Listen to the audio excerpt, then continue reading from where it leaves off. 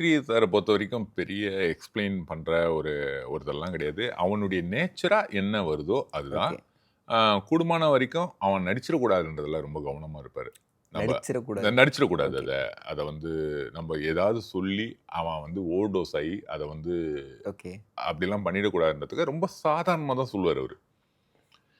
ஆ இந்த மாரி அவன் ஒரு சைக்கோ, இவன் ஒரு சைக்கோ. இந்த மாரி வந்து அடுத்த சீன்ல வந்து ஆரியன் நீங்க இத பண்றீங்க அப்படின்னு ரொம்ப சாதாரணமாவே சொல்லுவாரு. ரொம்ப அப்படியே பயங்கர ஆக்டிவாலாம் சொல்ல மாட்டாரு. அது ரொம்ப சாதாரணமா. ஏன்னா, அவன் அந்த கதாபாத்திரமா மாறணுமே தவிர, ஆ நடிச்சிடக்கூடாது. ஓகே. நம்ம வந்து ஓவர் டோஸ் குடுத்துறக்கூடாது அப்படின்றதுல கிளியரா இருக்கிறனால, அவர் வந்து நீங்க அத பிஹேவ் பண்ணா போதும் நம்ப.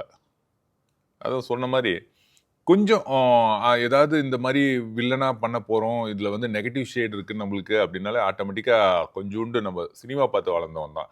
கொஞ்சூண்டு அந்த சினிமாத்தனம் வரும் நமக்குள்ள. கண்டிப்பா. எனக்குள்ள வரும் அந்த ம். சினிமாத்தனம். கொஞ்சம் வில்லனா நம்மள வந்து காட்டணும் அப்படின்னு. பட் அவர்கிட்ட வந்து அவ்வளோலாம் வேணாம் ஆரியன். அவ்வளோலாம் எதுவுமே வேணாம். அ நீங்க நீங்களாவே இருங்க.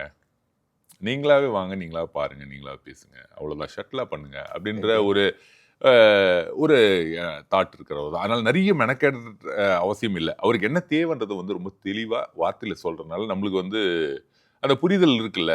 ஓ! இவருக்கு இயக்குனருக்கு இந்த மாரி தேவைப்படுது. ஓகே. அப்படின்றனால